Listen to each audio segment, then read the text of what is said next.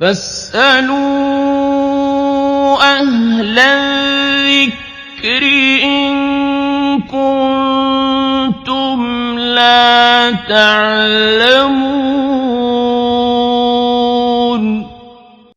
If we need to take medication during fasting, is it permissible to stop eating and continue to drink? No. Fasting is a package. Take it or leave it. You cannot do one thing and refrain from another thing. So one drink will nullify the fasting. There are things in times of necessity, like for example, someone has got something in their throat and they're dying, so they can have a drink for that to save their lives. That's something else. But if you have a problem, for example, and you need to take medicine, so the thing is, you fast completely or you break your fast. If you can make up these days later on, when the days are shorter, for example, and during winter, that's fine. If you can't, then you pay the fidya. There is no option to do one. So fasting, the three physical things of fasting is food, drinks, and intimacy. So if any of these three happen at any time for a reason or no reason, then your fasting will be broken. And you need to, if you have excuse, obviously, or valid reason, you need to repeat that day later on when you have the power to. But if you are permanently sick and there is no way you can fast, simply Allah has given you the second option, which is the fidya, which is feeding one meal for a needy person per day. As simple as that. During fasting, subcutaneous medications such as IV drops, injections allowed, nasal or eye drops. So the rule with this, my dear sister, is anything that does not come through the normal passage is allowed. What is the normal passage? The normal passage is the mouth,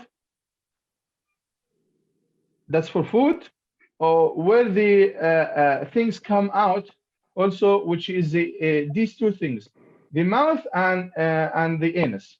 I'm sorry for the word, but anything that comes from these two passages, it nullifies the fasting. Anything otherwise, it does not nullify the fasting. So for example, you are sick or diabetic and you are having subcutaneous medication, okay, which is injection, for example, it does not break the fast. You have a bit of high temperature or dry cough and you take anything, a non-oral use, okay, that is fine. But if you take an injection through the anus or any type of medicine through the mouth, it does break the fast and you are completely forgiven. There is no sin in you. You just need to make up that day later. When it comes to the eye drops and the nose drops as well, you will find disagreement among the scholars. And the two opinions are as follows. The first is, if you can find the taste of these things in your nose, in your throat, and you feel some liquid coming in, it does break the fast, and you need to repeat the day. But the opinion of Ibn Taymiyyah, which I do believe in, and also many scholars at the moment, they apply this. You say, listen, they didn't have eye drops or nasal, or nose drops during the time of the Prophet ﷺ. So what was available at that time is kuhl. Kuhl is something ladies use black material to beautify their eyes, okay? And the practice at that time was kuhl. When you put it in your eyes, sometimes you feel it in your throat. Yet the scholars say it's forgiven because it does not constitute a type of food or nutrition. And the same applies to the eye drops and to the nose drops.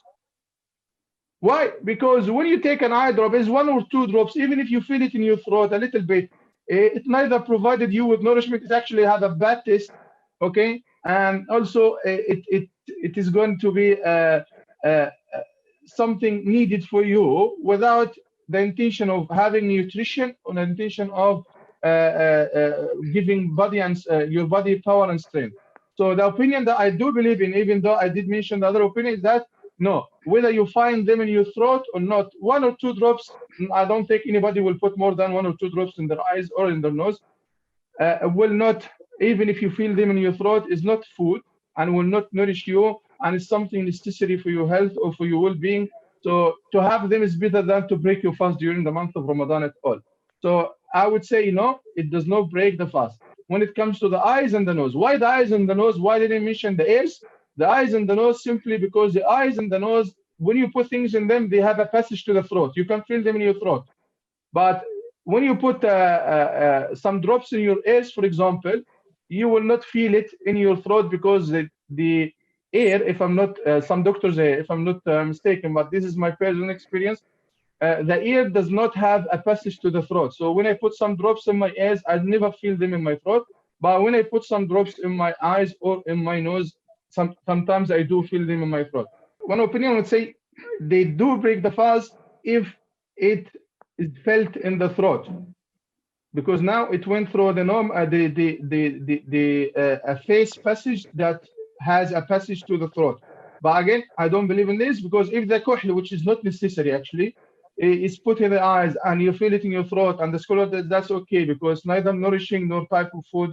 So what about something which is necessary like eye drops and nose drops? Okay, so I would say the opinion I choose is that it does not break the fast, whether you feel it in your throat or not.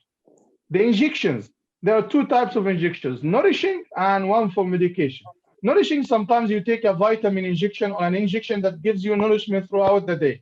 If this happens after Fajr and before Maghrib, it does break the fast, even though it didn't go through the normal fast, because the whole point of not eating and drinking is not to have is to lose the power of food. If you take it in another way, like a vitamin injection or some nutritious injection, food supplement, whatever, even though it didn't go through the normal passage, it will break the fast. But if again a medication, you need something because of some health problems you have, your diabetes, high blood pressure, whatever, then it is okay, as long as it does not go through your throat and it does not go through the ears.